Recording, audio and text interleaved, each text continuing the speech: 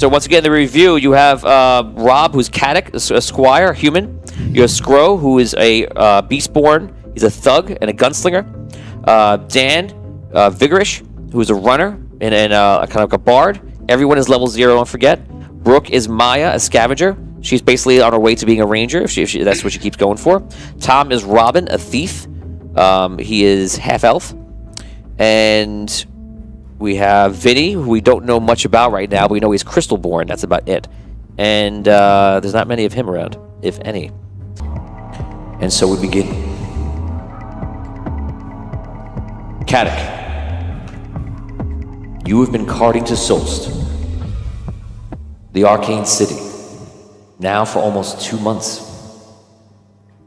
It's been a long road from Oakfrost in the north. Through the snow barrens you traveled, then by water vessel, then through the forest, and then through the plains north of Solst. The journey is you and your father, as well as 3 servants.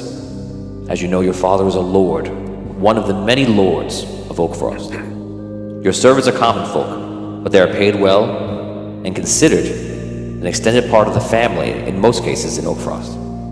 Their names are Trevor, Wallace,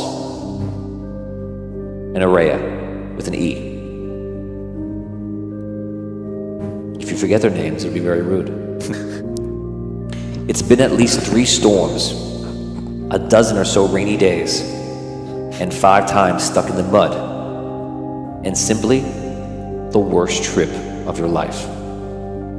You don't know why you have to go to Arcane City. All you know is you have to go. And it's hard to disagree when your father is not only your father, but as I mentioned, a lord of Oakfrost. If you were first born as your brother was, you would be with your mother, and you would be seeing over the estate and affairs of your family. But you were second born, and while it was in the cards for you to become a knight of Oakfrost, it seems that is all taken away. You look at your father, the shining example of a knight, a paladin with the sigil of a bear. Your father would never lie to another. He would never wrong them, or even cut a corner. You're proud of him, but perhaps so proud you feel helpless and trapped by the deep shadow he casts upon those around him. A shadow so deep, you wonder if your own light can ever be seen through it. Caddick,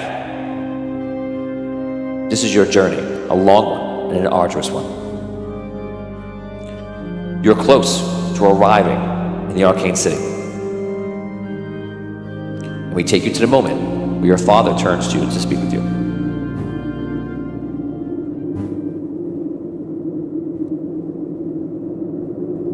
Caddick, check the bags. Make sure the food is still fresh.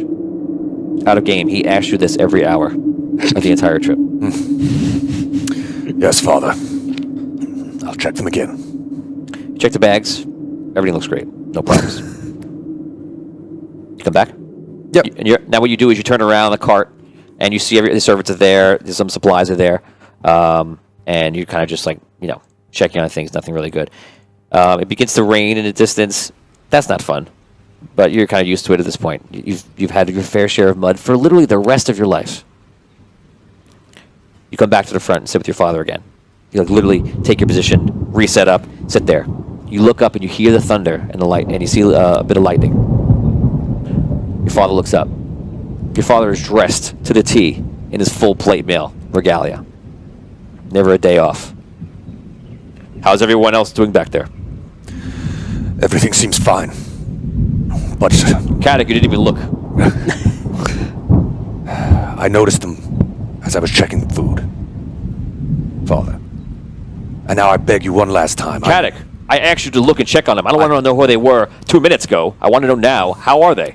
Follow your orders. I will check, Father. I go back and check on them. You look in the back. You see that 2 of them are sleeping, and Araya is awake, staring off into the distance. And she looks at you with a bored, but content glance. She gives you a thumbs up and a quick smile, like, Okay. She's pretty much very go with the flow. Your father turns to you. Do you think the storm is going to get much worse? I've seen enough storms in this journey. Knowing our luck, it's only going to get worse.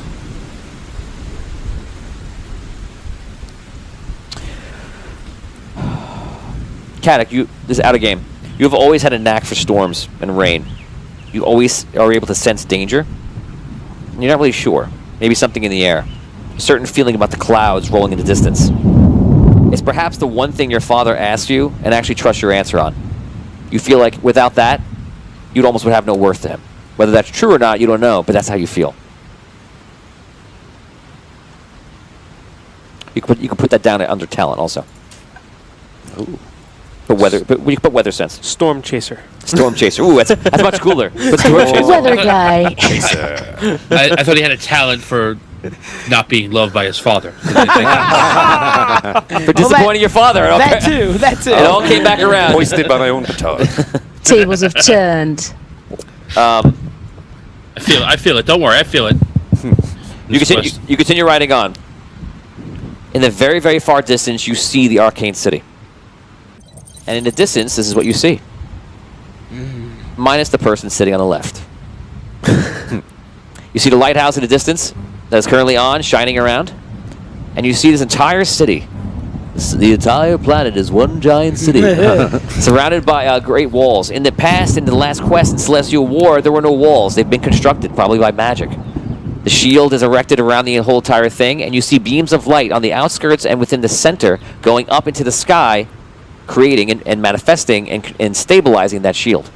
Many ships are out in the docks. People are coming in, trading, and you can't really hear much of the city, but from where you are right now, you could definitely see it as you are right now.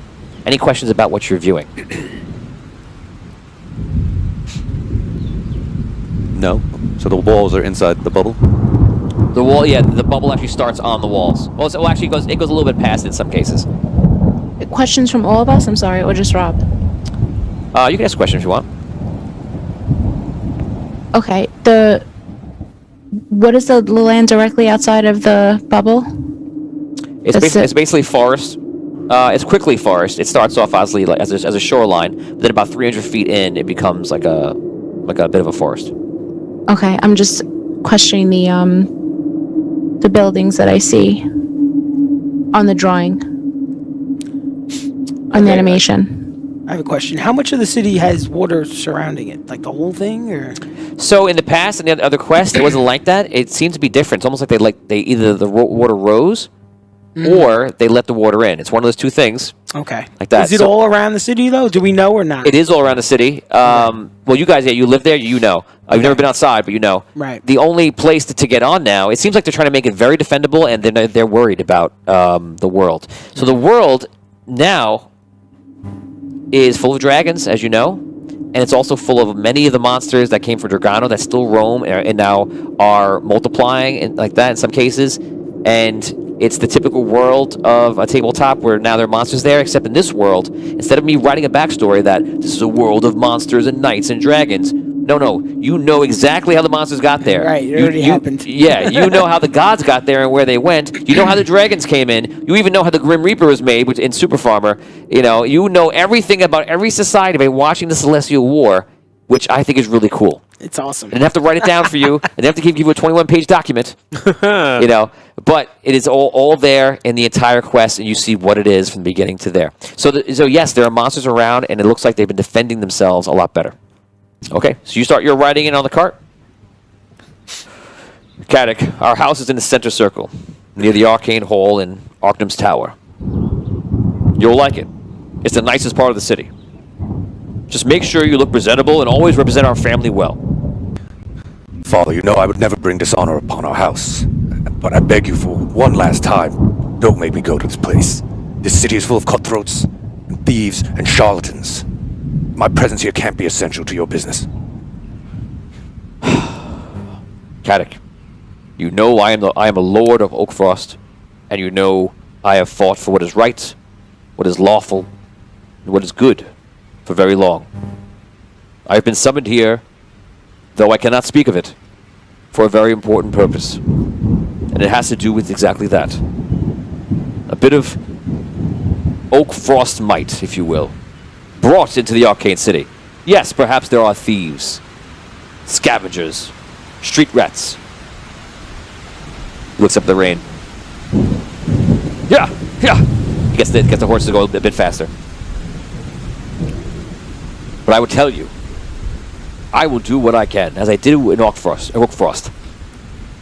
And I want you to do the same. You will have your own purpose there. It's important that you, again, represent our family well. They do not know anyone from Oak Frost. They will know you, and they will know me, and they will judge us all by how we behave. Why should we care about the judgments of this sort? This is our home now. Oak Frost will no longer be our home, for the time being at least. You should not care about the opinions of others, but you should care about the mission that your father does here. And like it or not, you are a part of that mission. I hope you understand, and I hope I am clear. I understand, Father, of course. You guys continue on, you make your way. And now we're going to head over to Maya. Maya, you're peeking out behind a tree in the forest. Who knew people would be on the road today? Rainy, stormy, and it certainly is not in the schedule. That is with traders, anyone being invited, or anything that you've seen before. So you were caught off guard, and you had a dash for the forest and hide behind the nearest tree. Rarely are there travels coming to Solst.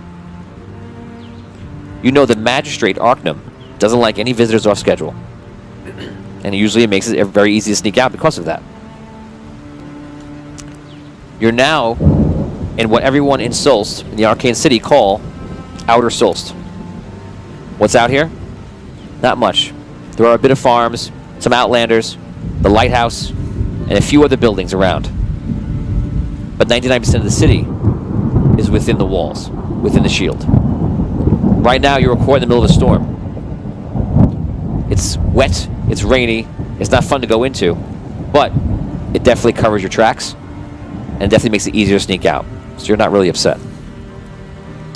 Once again, you peek out behind the tree, and you see humans traveling in a cart, attempting to enter Solst, the Arcane City. You're pretty sure that they saw you. In fact, even one person in the back, you believe, probably saw you. You're pretty sure she pointed you out, raised her hand in the air. You don't know how she could have seen you. But it looks like she pointed right at you. At least you think so. You wait a few minutes.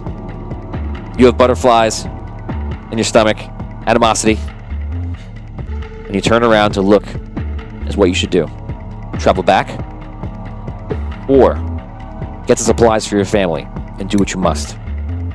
And you do know that you must. You notice birds are in the trees taking shelter, small animals creeping around trying to stay out of the rain. Take a look at your list. You pull it out of your pocket. You wonder, what do I have to get today? On your list is forest berries, elderroot, any eggs you can get your hands on, and something you've always looked for because you know of the legend of it, the white flower. Finally, the cart reaches the inside gates. They seem to be in some sort of conversation. And finally, they let them in through the gates. That's you. You arrive into the city. Here we go, you think. You now have the opportunity to travel back and run into Solst, no penalty of failure, or go out into the forest and get what you need. What is your choice? I go out into the forest.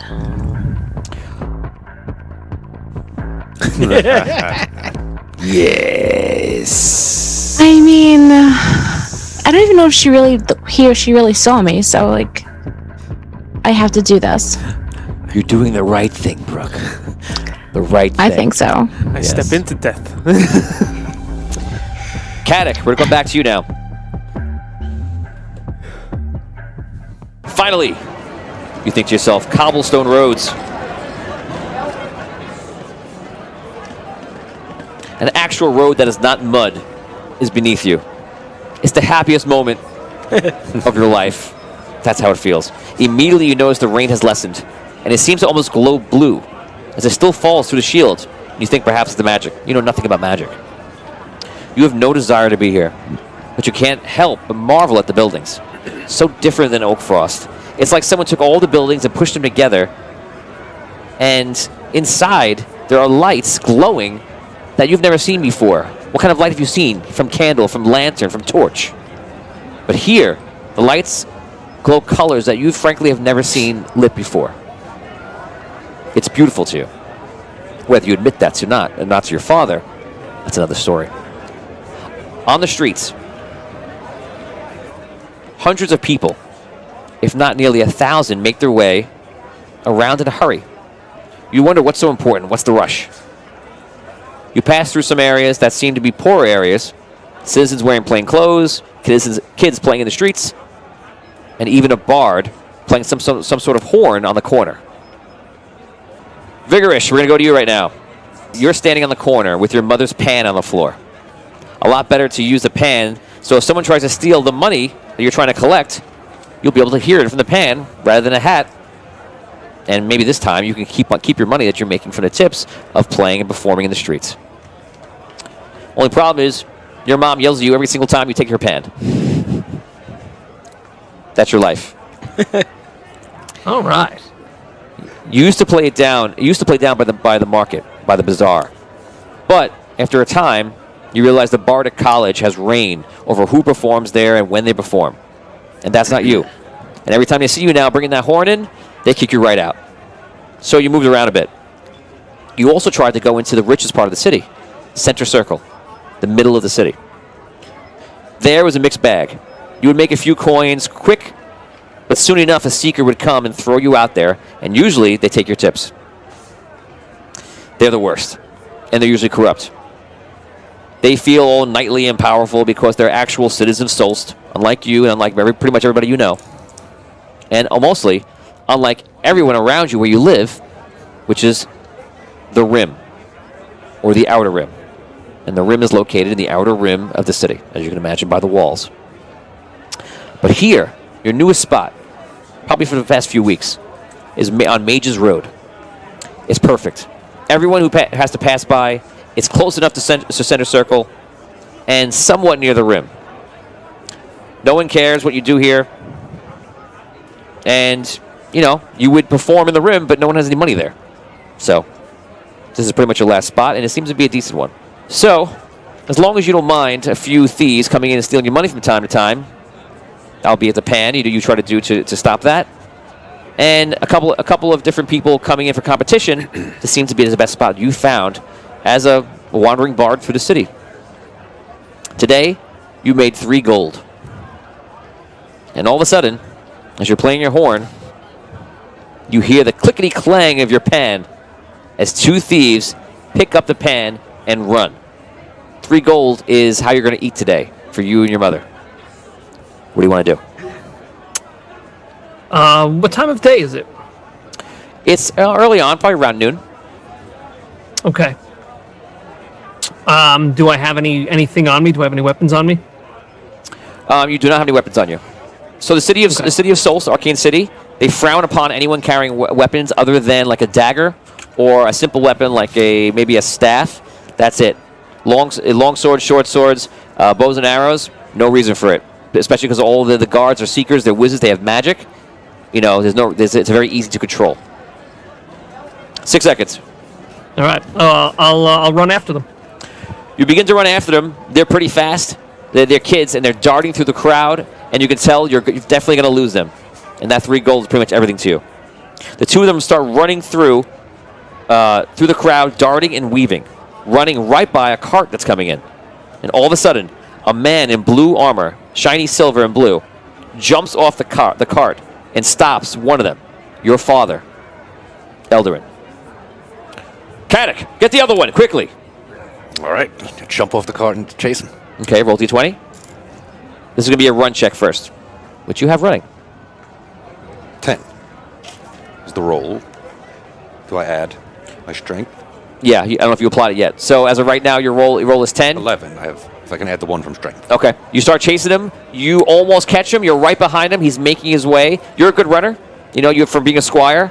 You're on your feet, carrying lots of equipment. You're used to this, but this kid is fast. Okay? So I don't know what's going to, as DM, this is not scripted. I don't know what's going to happen here. I'm now going to roll, see how fast he runs. This kid knows how to run. We're rolling a d20. So he achieves a 14. You can count this now. This is your next round running. Come on. If you lose 3 of these, you're going to lose them. 11. The kid breaks away. Here we go. It's your last chance to catch him. Need something high here. I rolled a 10. My total's a 10. I rolled a 6 plus 4, 10. I'm gaining on him. Roll 15 or above, you catch him. Roll between that, and you just gain on him. Go ahead. 8. You lose him in the crowd. Do I have a dagger or something? No, I guess I don't want to start killing people this You early on. do a dagger on you.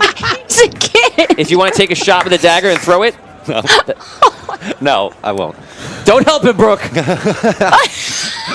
Think about what you're doing, Brooke. I don't want to murder someone. Let this man do what he thinks is correct. I will not knife a kid in the Never back. stop Rob from being Rob. Yeah, I'm so glad I'm not This born is because true. he might throw a dagger and hit me. Yeah. It's like you throw. Vinny walks by and you hit him accidentally. And it begins again. Oh my Okay, god. and I just kind of yell out to someone who's near him, like, "Stop that boy!" Okay, give me a charisma check. D12. I have etiquette. Does that have me roll a 20? No, etiquette doesn't help here. Okay. You're not a good speaker. Good sir. It's just like, Stop that. it's like somebody, you know. Right, You're not- I'm just kind of yelling at him. Yes. A 7.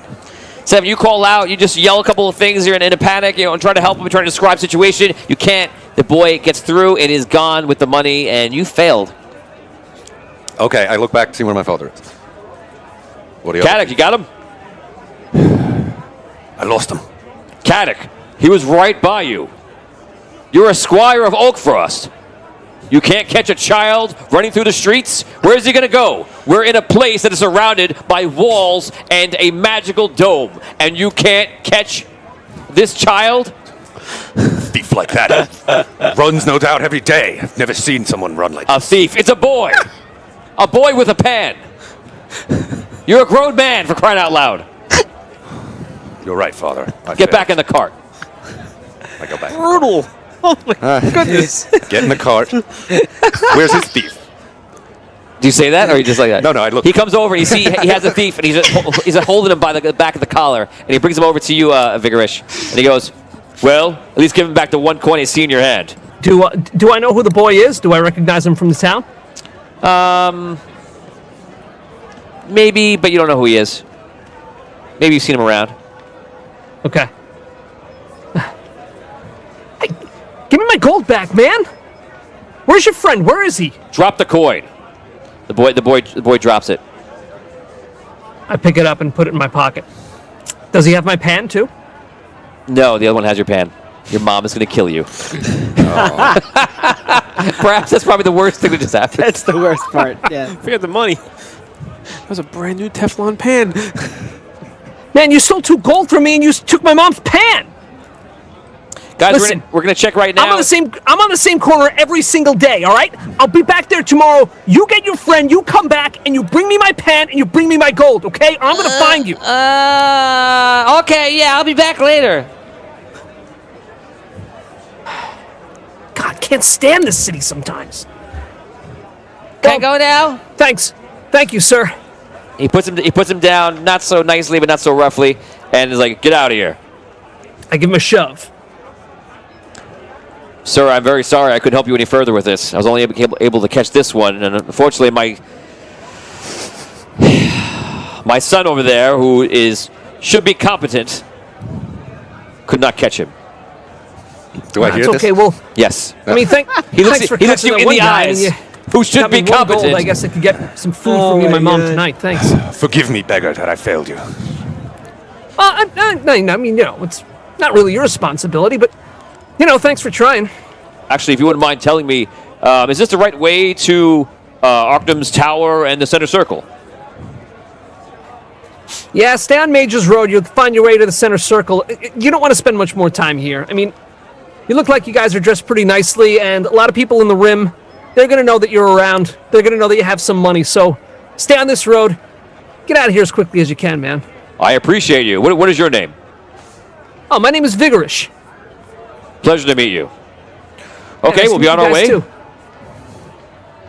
Good day to you. Good luck with your horn playing. Yeah. They start leaving, start going down towards what you hope is center circle. Tom, you are Yes? outside. You are outside, walking around, and getting somewhat impatient. It's rain. It's cold. You're wet, and you simply don't like it. You must have walked around Arcanum's Tower in the middle of whatever storm this is 10 times now. You're simply not sure what is worst. Royals, diplomats, or the ones who just think they're important. You never know what you're going to get. And today is probably one of the most annoying days you've had in a long time. Because in this case, it's a gnomish king who just won't stop complaining to a Seth by the name of Soltal. They've been trying to communicate and have asked you to follow out of earshot, which means you're not even working. The gnomish king waved you off earlier, and you've been circling Arcanum's Tower for literally over an hour in the rain, not even translating.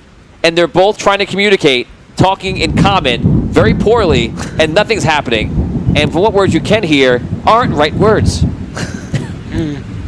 So, you're not having a good day. All right. That's unfortunately typical, I guess. I'll just start singing a song to myself about the rain in Seth. In Sephian? Yeah. Okay, you start singing, and as you do, perhaps because you sang it, or perhaps because it was just the right timing, the gnomish king waves you over. I come over. Listen, Your Highness, how? I need something. And he's talking to the Seth Soltal, but he's like looking at you. He's doing the points at you, but he's talking to somebody else. So listen, I need something that we can make a much larger explosion. Let's just say that I need to get past a shield of great importance to me, like this one around the city. I need something stronger, though. Bellman looks at you. Well, translate! Of course, Your Highness. I turn to the Sephian and I say, His Royal Majesty is looking for something, a strong enough force to set an explosion that can destroy a wall like the one around the city. Can you help him? Soltal looks at you. It seems to be very learned. You can tell this guy is someone who's, well, you know him a little bit, that he's involved in the Iron Circle, he's involved in Arcanum's Tower a little bit, he's well connected. But he's also pretty intelligent, and in a weird way, he's very respectable, but you're just also aware of everything he does. I have lived in this, he says in Sephian, I have lived in the Arcane City for some time now, and can say that magic around the shield is very powerful and unique, and I believe it is powered by soul crystals. I do not believe the Gnomish King can open this shield by the soul crystals he owns alone. He looks at you. This is a game of memory. Your Highness,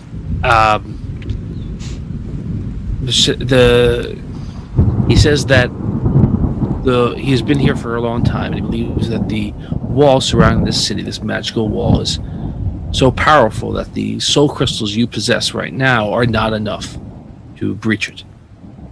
Soltal begins speaking again. The King's crystals with red rock or any other combination would not be enough. There would need to be a powerful spellcaster strong enough to resist the shield's magic and push through.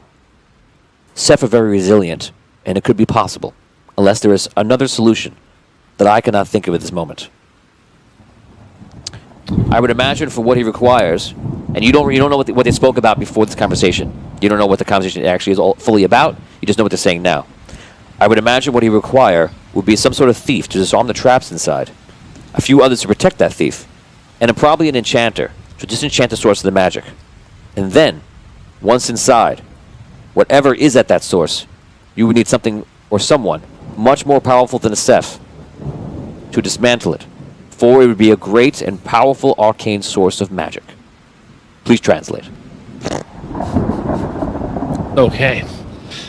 Your Highness, he says that the crystals with red rock that you have are not enough to breach the wall. He says that the Ceph are very powerful themselves, and they might be able to allow the wall to be breached. But in order to do what you need, you need a party of thieves, of people to protect the thief. You need some sort of master thief to break in, and you probably need a very powerful arcane caster to succeed in getting what you are looking for. He does not think that it will be successful otherwise. It's fine. I was just asking for a friend. Still, Tal Okay. just looks at you. His Highness says, thank you very much, that your advice is well heeded, and that he was asking only for a friend, that he himself obviously does not need this information, it was only out of friendship that he asked. Right now, Tom is Kay and Peele anger translator. Yes, well, good. Everything is set to arrive tonight. He looks exactly at Soltal. The cargo marked Volt on the side. It is for you. And do you have somewhere we can have a demonstration tonight? Translate! Your Highness, the cargo is set to arrive tonight.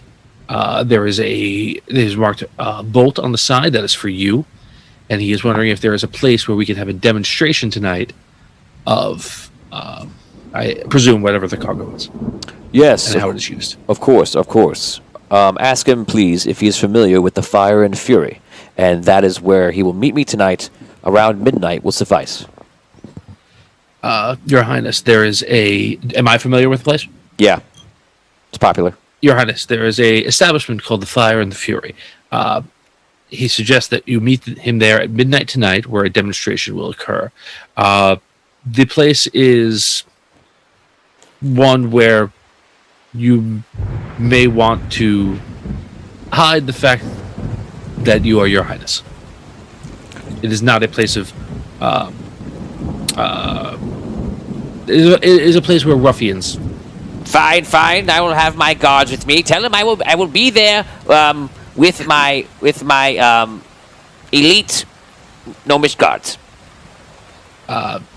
His Highness plans to be there at midnight with his elite gnomish guards. No. This is unacceptable. He must be alone. Otherwise, the Iron Circle will see this as a threat. Understood. Your Highness, he expresses concern that if you arrive with your elite guard, the Iron Circle might see that as a threatening gesture, and he insists that you arrive alone. Nope. Tell him. Are you translating? What's nope in Cephian? Make it up, It's Tom. very similar. What's nope in Cephian? I will say it is... Okay, that's very similar.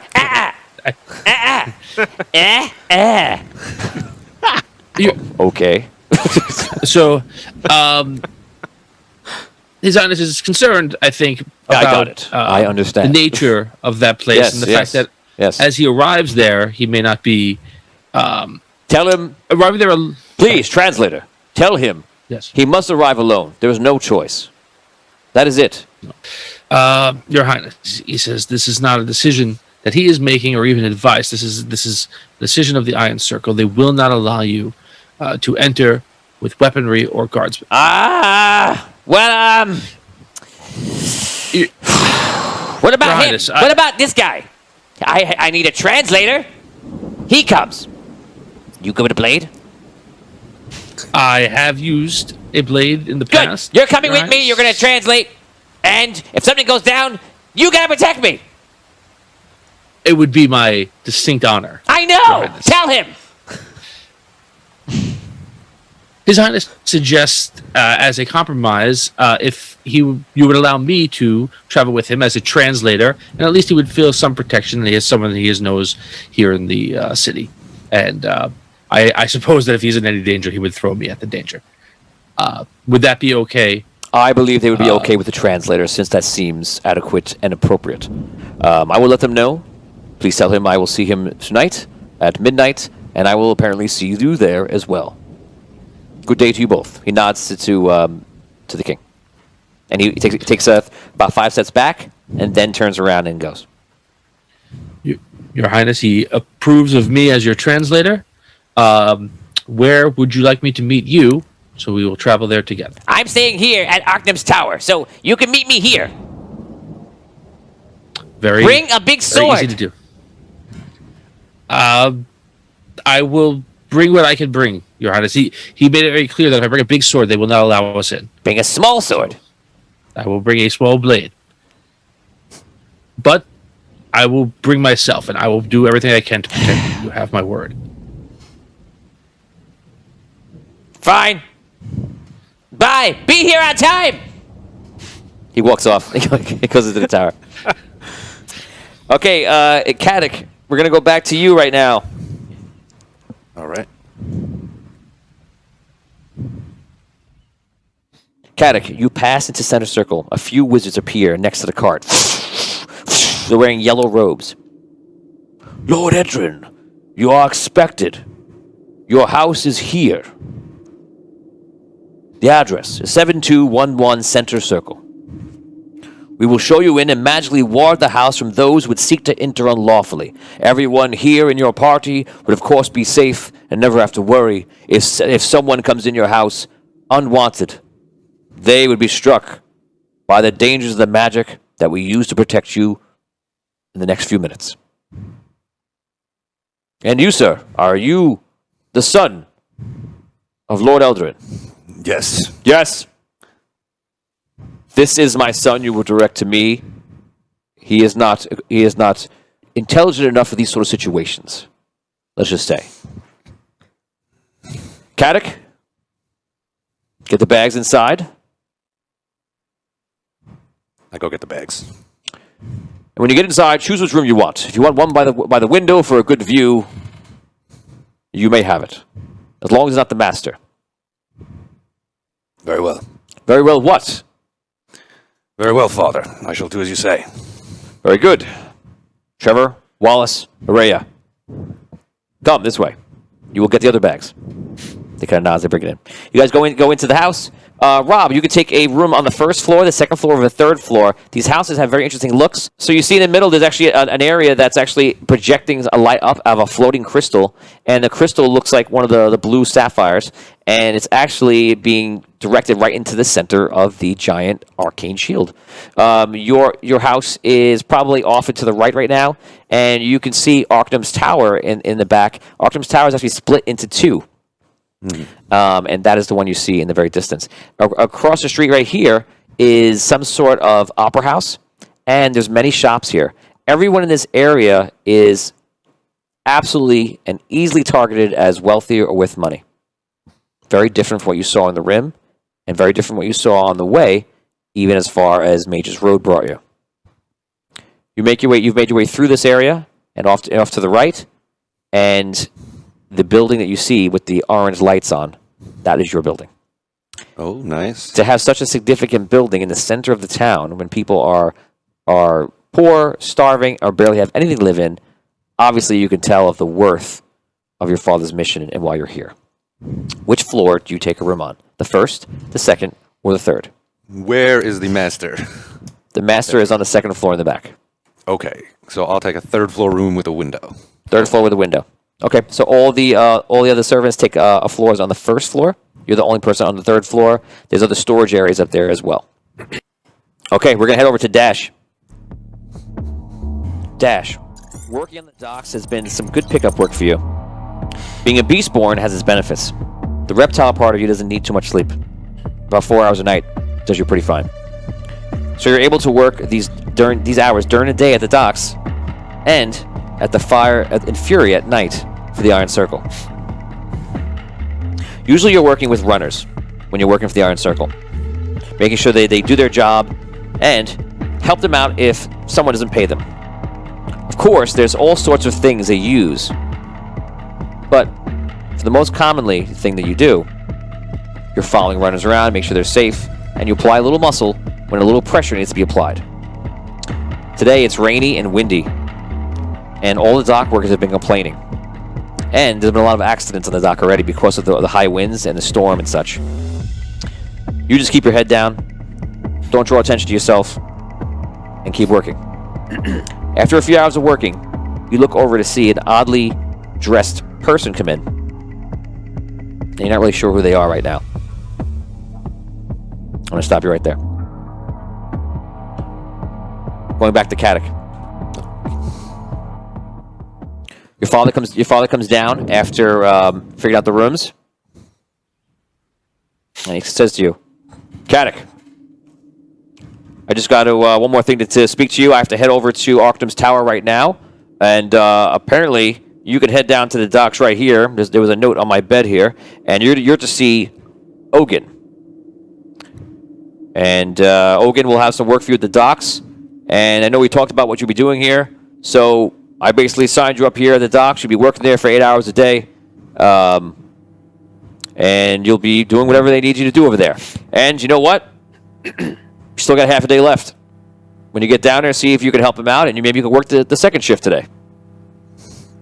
Very well, Father. I'll go down to the docks so I can haul boxes. Exactly. All right. I Get to it. guess I take my dagger and cloak and head off to the docks. You head out to the docks. We go back to the docks, and we go back to Dash. You see an oddly dressed person walking up to you. If you guys want to know what he's dressed, how he is dressed, look at the person three from the right on your screen, and that is Rob's character. He's wearing that exact outfit, and you see the dagger at his side. He walks up. He is completely out of place, and you kind of wish he wasn't walking right to you, but it looks like he is. Whether he has a question for you or not, but that seems to be where he's walking. You all don't see many people talk to. You see a large reptile man, which this might be the first beastborn you've seen in your life. Mm-hmm. And but he's the only person around. And there he is. You can now both roleplay. Okay. I approach him. You there? You have words. Can you speak? Yes. Very good then. I seek a man named Ogun. Ogun. Ogun is the man in charge of the docks. He's dock master. The dockmaster. Ogun, yes. Do I know where he is? Yeah, he's usually in his office. It's right like off the pier. Well, his office is over there by the pier. Many thanks, creature. And I walk to the direction he's given me. Strange Creature. looking. He called you creature. Yeah. I'm used to that. You got a little bit of your father in you, it looks like. I'm used to that. You walk up. You see Ogun's there, going through some stuff. I enter. He looks up. Yes. Greetings. I'm Caddick Hartford. I've been sent by my father, Lord Eldarin, to seek you about employment here. Oh, yes. Your father is some big hotshot, looks like. He wants me. I have explicit instructions to work you hard and to make sure that you're here every day on time, in and out. Am I going to have any problems with you? Sir, I can assure you I'll be on time and work hard. Very good. That's all I want to hear. Barlin, go get Dash outside. Yeah, sure, boss. So, this works out very nicely. I can use you today. You have time today? Yes. Good. We have 4 guys hurt on the job today. This storm, these winds are crazy. So I'm glad you're here. We have 3 ships coming in. One's from Queen's Reach, one's from Safe Harbor, and one's from Rhaegar. All you'll be doing is pretty easy. You'll be unloading them, bring some stuff on the dock. Dash is a good worker. He'll help you. Be like Dash. You'll have a long career here at the docks. Very well. Dash, they bring you in? Hey, boss. Dash, good to see you. Do me a favor. break them in today. We have 3 ships coming in: Queen's Reach, Safe Harbor, and Rhaegar. Need them all. I mean, loaded and unloaded. Apparently, Rhaegar has some merchandise that's a little bit fragile. I have a note about that. And just do your thing. All you're gonna do is Dash will lead you. Just get the stuff off the boats. Get it into the appropriate warehouse. You do your job. You go home. You'll have an easy day. You got a half a day on you. Just mind the wind, mind the water. Don't fall in. Very well. All right. Roleplay. You guys head out to the docks. It's about a 2-minute walk. So what's your name there? I am Caddock Hartford, son of Lord Eldrin of Oakfrost. Ah, fancy, I see. I'm Dash. Dash Loman. Dash. Well, it was a pleasure to meet you. Dash. So, you said many men were hurt today. It's this weather. There's too many accidents on the docks. Everything's slippery. There's too many boards not fixed. So be careful. Watch your footing. Watch your step. Yes, well, I have no fear, but I'm not the most experienced on ships. But I suppose I'll get used to it. You'll be right. He doesn't take to the seagulls nearby. You make your way to the docks, and you see the ships are actually coming in. You work the next few hours, and immediately starting with the first ship, which is from Queen's Reach, and you're just making sure the docks come off. You see that apparently they're not using any magic here. They actually have some sort of like gnomish crane, in a sense, has taken the docks over and bring it down. Your first thought is like, why aren't they using magic? Like, shouldn't magic be the first thing that should be used? Why have to carry this stuff when magic exists? You know, you don't know anything about it, but like you're wondering where it is right now in your time of need. So you're bringing things out. You notice he's pretty strong. He's pretty quick, and you immediately like because you're working so closely with him and you're being around something that you've never been around before, you're noticing his mannerisms, how interesting and unique they are, and how different they are from you and what you see. Everybody you know is mostly human in Oakfrost. You're not even seeing elves, yet now you're working alongside a 7-foot reptile beastborn. So it's an interesting experience for you, to say the least. Maya, we're going to go to you right now. It's starting to get late outside. You're outside in the forest, as mentioned before. You begin to make your way back. You realize you'll have to run when the time is right. Usually there's a captain and a guard, and usually they're geomancers, and they don't mess around, so you can't risk getting caught. You prepare yourself and finally make a dash for the shield. I'll stop right there. Do you want to make a dash for the shield? This seems normal to you. It seems like it's going to be an easy run, something you've done many times before. Obviously, this feels like a DM trap setup, but what do you want to do?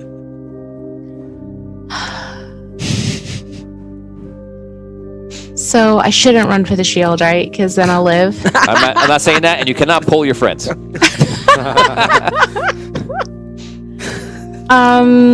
want to look for the white flower a little more. Make a roll. So instead of going back right now through the exact time that you know is the safest, when the guards are shifting, you're choosing not to do that. Make a roll for the... Oh, they're shifting now. Yes. I'm sorry. Yeah. Okay, yeah. I'll run back to the shield. Okay, so you're going to be running. Do you have running as a skill? I don't. Okay, so you're going to roll a d12. Achieve a 9, and you're fine. 2. Okay. So I usually an 8 is the score I might bring. I made it one harder just because of the rain and the wind and such.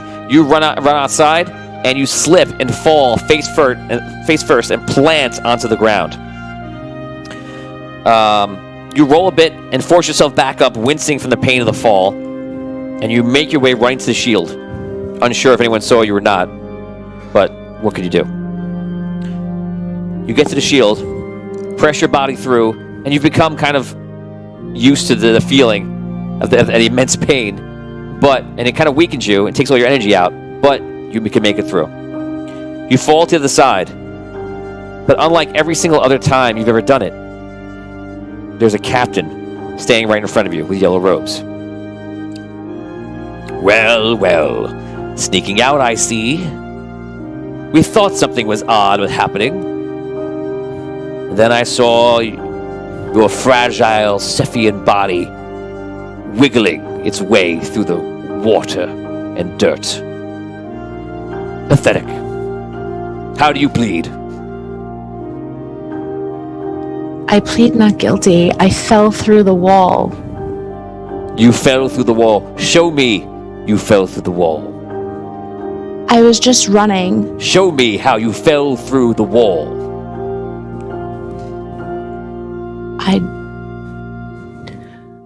What do you mean, show you? Show me how you fell through the wall. You claim in your defense you are not guilty, and you fell through the wall by accident. Show me you fell through the wall. How did I you was fall? just. If you cannot show me how you fell through a magical wall that none can pass through, I will charge you not only with abandonment, but with disobedience and with perjury. If I don't show you. Yes, do you wish to plead guilty and lessen the charges? I plead not guilty.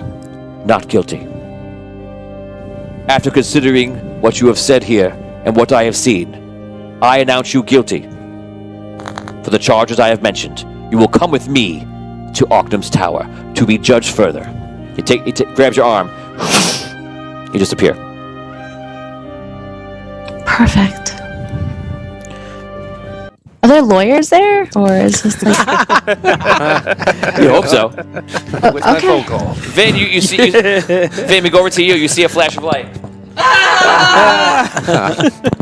That's what you experience. You have a moment of life. A moment of light. And nothing else. And that's it. Vigorish, we go over to you. Dusk comes, and you make your way to the Fire and Fury as you do every single night. Silas, you know, will send you home if you're even 1 minute late. Not someone you ever want to get on the bad side of. You've already faced your mother by this time, and she wasn't pleased. You walk into the Fire and Fury. You're way too young to be in here, but everyone has come to know you. And while it's one of the most dangerous places in the Rim, no one gives you a problem because they know who you work for, the Iron Circle. Obviously a playoff center circle, many see the Iron Circle as truly being the power that runs the city. Of course, Aurelius, who is the prime wizard, is in charge. But everyone knows the true power of the city lord, Magistrate Arcanum. There must at least be a few people above Silas, you think. But you don't know who they are. You head to the back, and you give the password to one of the guards. What is the password you give?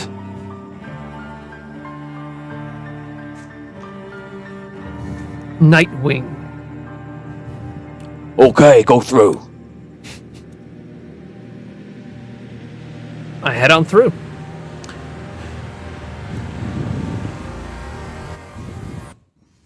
You head inside, you walk in, and you see typical things you see down here. People gambling. Basically, the people that are further up the ladder from the people outside. If someone's in the Fire and Fury, they could just be someone from the Rim having a drink. But it's known that a lot of people see this as a way to make money because there's not many jobs around. There's not a way to earn money that actually makes sense. So people hang around. They want to be chosen. You being a runner makes you a target. But also the fact that you're a runner protects you. You feel the jealousy of others around you. But when you walk back here, in the back area of the Fire and Fury, into what you consider to be the Thieves Guild, you feel protected. You feel wanted. You feel a part. Obviously, your mom doesn't know. But it's putting money on the table. She thinks that all the money you earn is just from playing in the streets. And her only request is be safe, be smart, and don't use my pen. One of those you broke today. Well, he doesn't worry about the pan part no more. Yes. Not a worry any longer. Give me a name of a thief. Candy. Handy? Candy. Candy? Candy. With a T. Tandy. With a T. Who's on first? Tandy. Existentialist is next to him. Okay. Tandy. Thanks, Rob. You're the best. We're on a creative show. Tandy. Okay, Tandy walks up to you. I got a message from the boss for you. How you up, doing Tandy? today? You make any money out there? I had a rough day. Got Oh, some yeah. gold stolen and I lost my mom's pan. You lost your mom's pan, eh? Or just Yeah, it's stealing a not new funny. one? What? I say stealing a new one. I'll get her a new pan. Don't worry about it. Good for you. What's up? What's the message? You gotta take care of your mother, you know? What else you got in life than your mother? Yeah, it's true. Listen, I know. Silas has a job for you. Tonight, around midnight, head to Center Circle. Don't be seen if you can help it. You're gonna meet some gnome by the name of Bellymon. What you're gonna do is you're gonna bring him here. And there'll be one more chap with him. If there's anyone else, you don't take him. No more than 2 people. You got it? Okay, yeah. Is that it? That's it, real easy for you. No pans involved. All right, Tandy, enough pan jokes. Have you been, man? I've been good, been hanging out all day. I won about 3 gold in a little bit of gambling. You're getting better these days, huh? Well, when you play as much as I do, you gotta be smart. Gambling's a good way to keep you sharp. All right. Well, thanks for the message, Tandy. I'll see you around, man. Say a good journey to you. Okay, you make your way back out, and you travel. Well, you still have a lot of time to midnight, so you actually don't have to leave right now. What do you want to do? You have about 3 hours or so. You give me like a I'll hang around summary. the fire in the Fury. Don't want to do much gambling, but you know, I'll say hi to some of my associates and some of my friends in the Iron Circle. Okay. You make your way around. You're hanging out, and you basically see Soltal sit down, which is a Seth that you know not pretty well, but like you've had a couple of dealings with him. You're often like I said, a runner, and he's someone that you're always running for. So while you're not friends with him, he knows who you are. He likes you. Whatever. You do see him sitting at a table. You can talk to him or don't. It's up to you. Yeah, I walk past him. I just kind of elbow him. Say, "Hey, Soltal, how's it going?" He speaks in common, which is kind of poor. Good to see you. Good to see you too. Having good luck today? An odd time. Odd time. Yes. Why do you say that? Yes. I dealt with. You don't. How many languages do you speak? Are you? How intelligent are you? Did you get any points for intelligence from me? No. Difficult day with gnome. I sit, drink ale. Difficult day with a gnome. Which gnome? A very powerful gnome. What was his name? Bellyman. Bellymon. Well, what's his deal? He does not gamble. No deal. No deal. No, yeah. I'm sorry. I meant like, why was he giving you such a hard time? The time was very hard and long. In the rain we walked, talking about nothing. Oh. Okay. Well, is there anything more you can tell me about this guy? No, I am sorry. Okay. All right. I'll leave you to your drink. Try to take a load off while you're here, okay? Cheers to you. Good seeing you, Soltal. He nods. Okay, so you kind of hang around. You make your way around. So, some time passes. Hour passes. 2 hours pass. 3 hours pass. It's around 10 o'clock, 10:30. You guys have reached the final boat. The boat from Rhaegar. You begin to unload. There's quite a few things in here. Finally, you come across a very large crate. And it's double braced, which to you is very unusual. And on the side of the crate, stamped in, or imprinted in, or inked in, you're not sure, is Volt across the entire thing. Careful with this one. Something special about it. How can you tell? Let's just look at it. That does look different. Reinforced. It's much larger than normal. Something's up. I'll be careful. The crane takes the crate down. You just pick it up. It's pretty heavy. You could handle it. If you didn't have him with you, you think that would be a problem. But you're above 6 foot. You got strength to you. He's obviously got a lot of strength to him, and you guys start bringing the thing over. Everything else is easily sorted. This one apparently needs to go into one of the certain warehouses, which is separate from the other ones. You haven't gone there today. You guys bring it over there. You're at the end of your shift. It's basically it's night. This is the last thing, and it's this big, large crate. You bring the crate over to the warehouse, and you bring it to check it in. And you see Hanlin is there, and Hanlin usually takes care of that warehouse. All right, what you got for me? It's a big one. Let me say here my papers. It says Vault. Supposed to be from Rhaegar. Is that it? Yes, it was off the Rhaegar boat.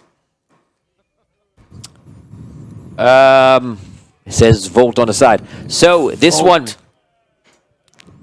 yes, this one is actually going to Octum's Tower. Apparently, you gotta take it there. Take it there. We gotta take it there. You gotta take it there.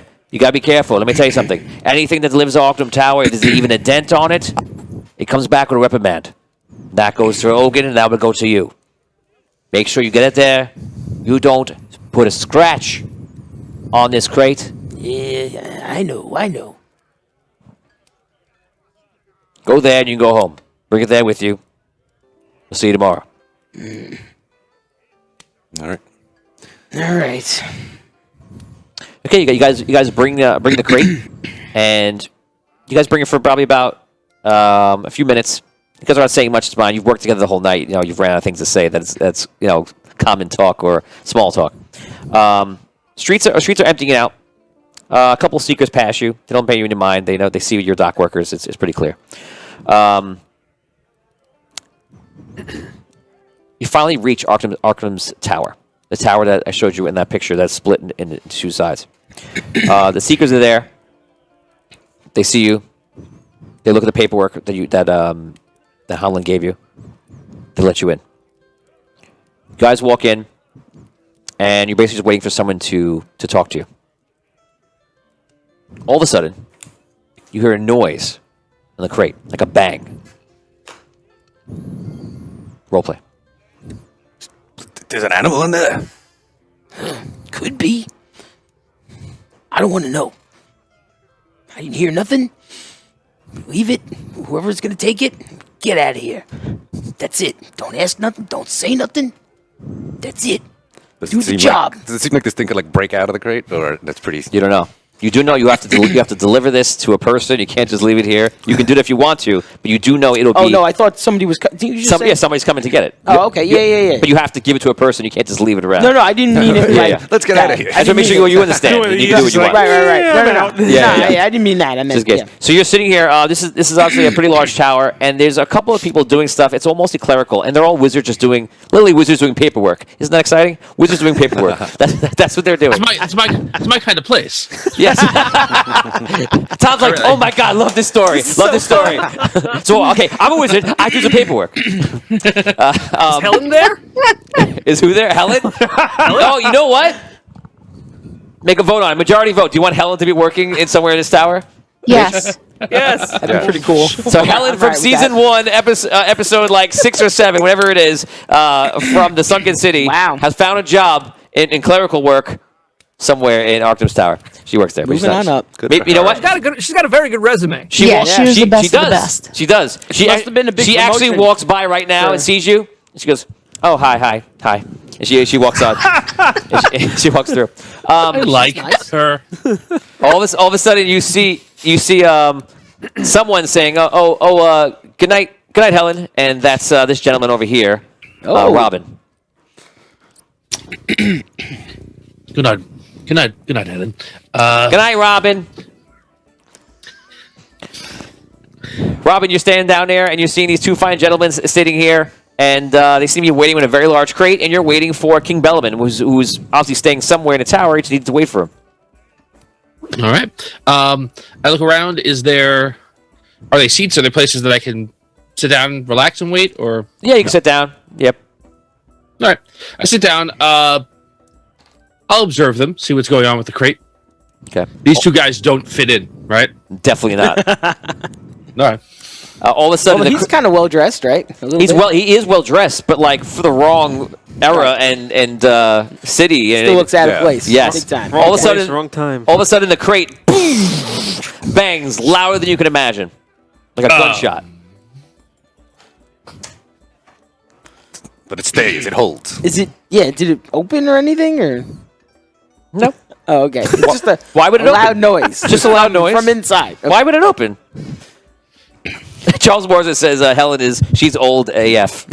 What? It's only been 29 7 years. Oh, he's right. Oh, he's right. Since she's been around. Good point. That's right. Good point. You're right. 29, yeah. But she's bringing in the big bucks now. You know, she's She's high doing, up. That's why. She's doing really Listen, well. if you got This Helen is- working for you, you're doing a good business. She got promoted, and you know, that's it. She's probably going to retire before long. You know. Evan Moniz for Scro. Don't mess up my box, man. Fire with the stars. Scro, you can take 1 point of karma. Yes, thank you, Evan. Whoever gave the karma before, if you want to give it to me now, I think Scott, you were one of them. Let me know who you're giving it to. You can let me know after the show, too, if that's fine also. Scott gave it 100 stars. I'm not going to say what he said. So. PG, man. PG. Is there anybody else in Does like, anyone this does lobby? anyone in Oh, the sorry. room react Sorry. when the big bang Basically, happens besides me? people are walking in and out. It's kind of like the foyer of like a business, you know, like a very large business in a very busy and big tower, but it's also very late. So right now, it's the three of you in a box. Helen just walked through, and that's basically it. Outside, there's some guards. You don't see them in eye shot right now, and you don't hear them, but you know they're out there. But that's it. I approach. I don't get too close, but I approach them. Hello, gentlemen. Who are you? My name is Robin. I work here as a translator. I'm here to meet someone to do some translation, obviously. And what Don't ask. what is that? Don't ask. Why is it? Don't ask. Why is it trying to get out? I don't know. I don't know what's in the box. We're here to deliver it. That is it. Do you think Don't ask. I don't know. Is there a beast that could break such a crate? Why are you asking me? How did you saw it come off the boat just like I did? First time We're I've ever delivering seen it such now. a crate. Well, May I ask you, if you mind, whom are you delivering it to? I'm not sure if that's any of your business, really. No, I was just perhaps offering to help get it away from anywhere where I can possibly be damaged by it. That's all. I really wish to help if I possibly can. That is all. Thank you, translator, but Yes. we're merely here to wait. We must deliver it to the proper authorities here at the tower. And that's understand. why I will be. And that's why you're here far today. away, So then. basically, I'll need you to perform every duty precisely as I commanded. Of course, Octum. Of course. That is why I'm here. I've traveled a very long way to be here, and you can be assured that my honor is true. Do not worry. Ah, Caddick, my son here. Are you working in the docks? I see you have a crate here. Yes, our final task of the day is to deliver this and wait for its owner. Working the docks is very, very honorable here. We have much shipping. It is good that you have joined such an honorable rank with this gentleman here. What is your name? I'm Dash. Dash, it is a pleasure to meet both of you. Well, Eldrin, Dash, Caddick, I must be going now. I will see you soon. Enjoy the tower, and good luck with your delivery. He disappears. Caddick, I'll see you at home, and glad to see you putting yourself to use for once. See you soon. Yes, Vince Father. just loves it. Vince just loves it. That's the heartbreaking. best character so far. It is. It's like a whole ton of karmic payback for his one episode of Astro's Death. Yeah, I said like 2 insulting things over the course of the entire Celestial War to Piltorius. And now... Exactly. If you believe- it's way too much. it's Don't just get a me great wrong. character. If you It's see awesome. life as just punishment from this, that's how you see it. But But God. we're all dealing with different. everyone, by the way, is putting money on the fact that Rob has multiple personalities. It's gonna kill us. He's gonna kill everyone. The psychological torture is way too much. Just be careful if you're alone with the person. If it's real, that will be not good. Anyway, Yeah. so he leaves. He walks by. All of a sudden, you see a smaller fellow come in. An elf. He walks in, vigorous. You walk into the scene. So you walk in and you see two gentlemen. One's a giant reptile man, and the other looks like he's some sort of like northerner. You never really see him in person, but that's what it looks like to you. And you see another guy with his arms folded. Looks like he works in the tower, and they're all just talking to each other. You don't see the gnome though. Does Dan people. recognize the one guy? We saw each other. Oh yeah, you can roll. You can roll to see if you recognize him right away. Roll d20. Wait, I was also told not to be seen, so I'm trying to avoid being seen. Right, that's true. You walk in and you walk in. Failing. It's You walk in and you see that no place to most of the hide. area, like no one's really here, and everyone that matters is gone. So nobody that's working here is around. Most of the guards are usually here or around, and you're at the point where this is what's left. There's nothing you can do about the minimal amount of guards that are in front, and these two people or three people shouldn't be here. Okay. And out of game, one of them is the person you're supposed to be meeting. So it's You're here to meet two people. There are three.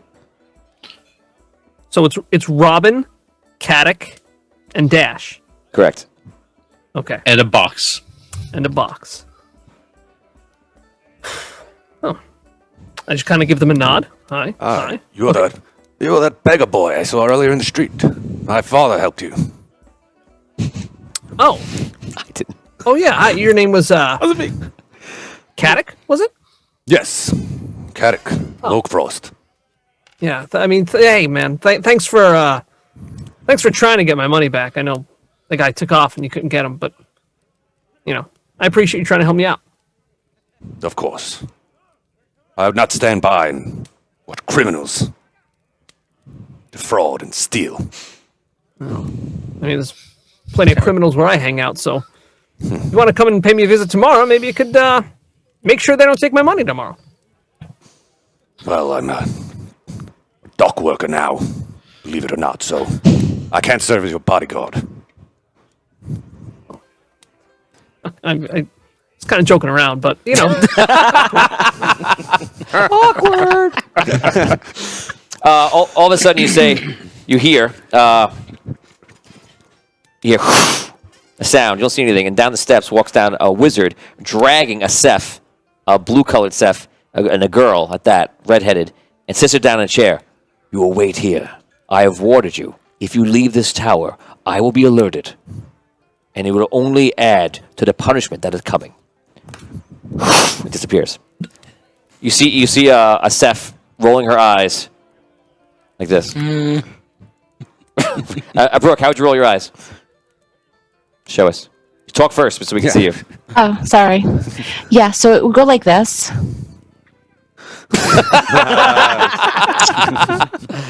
So she's sitting in a chair. So it is pretty much everybody sitting in this room. She's sitting down. The four of you are now talking, and you have your crate. Here it comes. And all of a sudden the crate makes a large sound. It's good. Those double braced. It's fine. No problems. Double braced. What was that? It's the box. The box? It's the box. Yes, I think we all know it's the box. I think this the question box. really It's the means, box. what is in the box? Well, we don't know. You truly have... It's not our business. Well, Whose box is it? As I just said, it's not your They business. don't know. Oh, they know. Oh, they know. well, if this thing breaks out of the box, I'll have to kill it. Sounds dangerous. I can't imagine. It's a thing? Our employers will be happy, though. Is it alive? Sounds like it. Some animal or something. I think it would be better served if I were not near you when the box, explodes. So I'm going to go over there. All of a sudden, Oh no! the box explodes as he says that. and you see it's the wood splinters are everywhere. Everyone takes 1d4 damage. 4 points of damage, the max I could do, to everybody in the area. The wood gets stuck into you. Choose choose who gets knocked down and what, if you think we get knocked down or not. But if you're closest, you're definitely knocked down. And Brooke, you're already sitting in a chair. I'm really close to the box. Okay. Yeah. So all of a sudden, you sit there. You see a suit.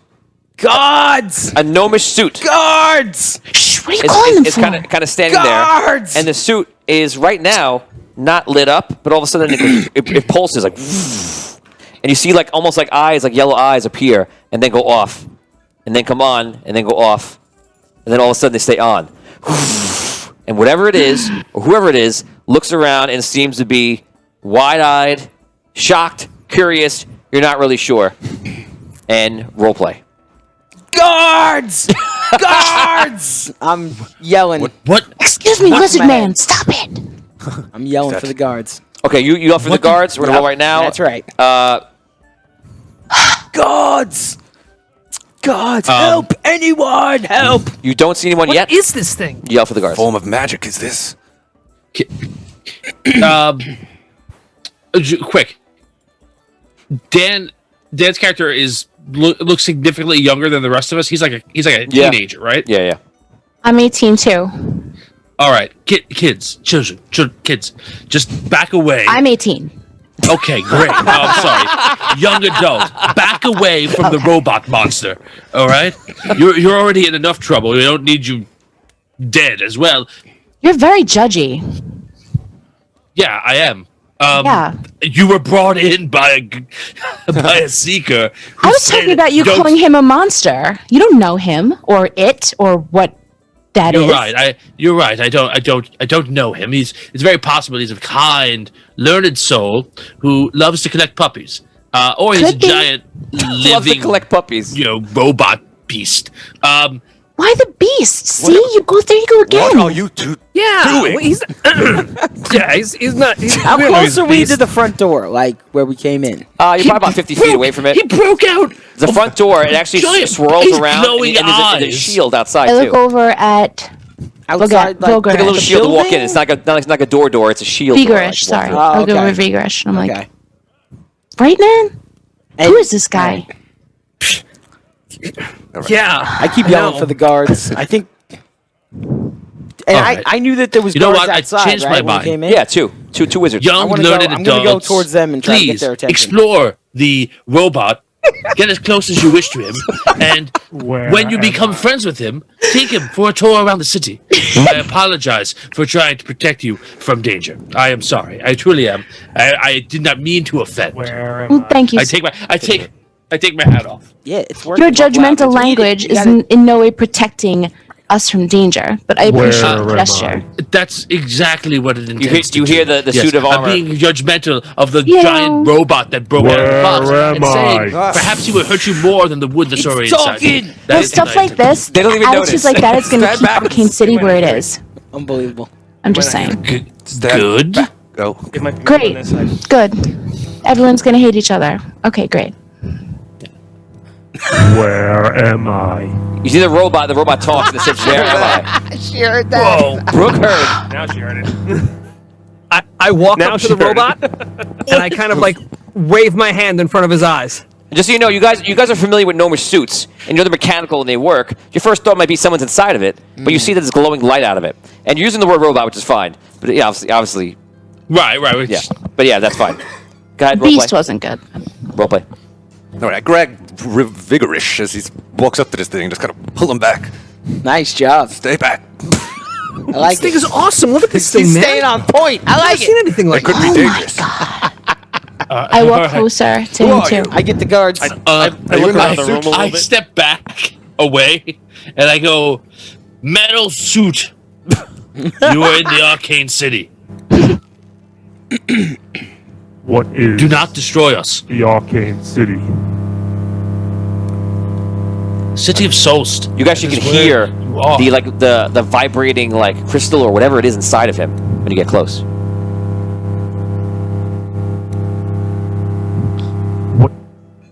Is this place? What is this place? Gods, help! It's- Help! Get It's a city. Have you not? Where, A crazy magical broken city? where did you come from? Who are you? I don't know where I'm from. Wait a second. Listen, Where you're in a city called Solst. where is Solst? It's on Indaria. Do you know what world you're in?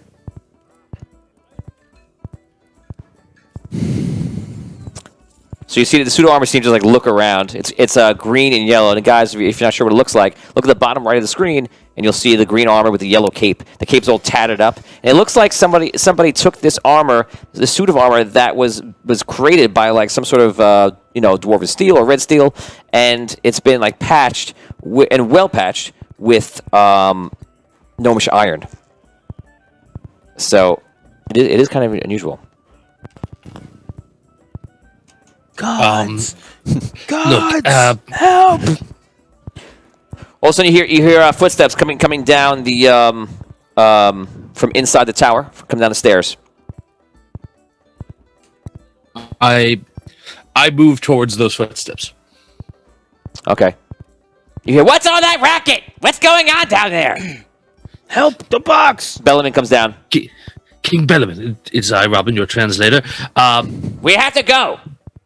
Yes, I believe you might be in some danger here. There's some sort of metal. Well, good, Creature fight there. it. That's why you're here. I know. I'm letting you know. Don't come any further. We have Where's to your get to the exit. sword? Wait, Bellamon? Bellamon? You're the king of Rhaegar? Yes? Your Majesty. No, don't do that. Don't do that. I meant no. It's a common name. Yes. I thought you said, do you want to be a king or something? And I said yes. Wait, you're Bellamon? You're a king? No. No, he's not. He's not. He is Bellaman. The Yes. not king. I am Bellaman. Let's go. Go. Yes. Where are you guys going? Now, all of a sudden, he comes down the steps. I gesture towards the door. He comes down the steps for the first time and walks to the room, and then looks over to the left and sees the suit of armor. He goes, My suit of armor. What is it? It's standing up. What's happening? This is your delivery? Your box? This is armor? I belong to you. We brought your delivery. What's going on here? We delivered this box. It opened up on its own, and What this did you thing came do? out. You destroyed the box. Nothing. You opened up. No, we did not open it. No one here opened Where's it. the guards? Guards! I've been yelling I'll for have the both guards. of you. out of the box. I'll have both of you in the jail here in the tower. I've been Do yelling not for the threaten guards. me. he wa- He's, No one not did threaten me. anything, Are you sir. threatening a Not king? king. No, of course not. No, he's not threatening My father. anyone. I'm getting the guards right now. And they're coming for you and you Get the and guards. everybody here. I've been trying to get the guards here. You're all a part of it. Whatever you did here, I'm going to have you in jail. and he Can you walks. just listen for a moment? walks- Not he king, walks sir. outside. Please, Bring I the beg guards. of you. He walks outside and walks out to the guards. I start following him. When you get outside, you notice that you can now hear outside. I can now hear outside. I couldn't hear what was outside before. Correct. Is that okay? Oh, all right. I got you. Guards, come quick! The box we delivered, it opened up, and there's this thing inside. We need help! Help, please! Hurry up! Help! Okay, so This thing came out. It's like a. this D20 will be in your favor for the reaction. Natural 20 is exactly what you want. They want to help you and get inside. It's not that. 1, they don't trust you because you're from the docks and you're a large reptile. 3, they walk over. It's like, why don't you sit down right here? You see him put his arm on you. And he goes, don't move. He goes, we'll look at this. And you see the wizard come up, and you see the Bellman comes out, and he goes, that one, and everyone inside is taking all of my stuff off this ship. They brought it here. They're breaking it. I want them all thrown in the tower. The gnome lies.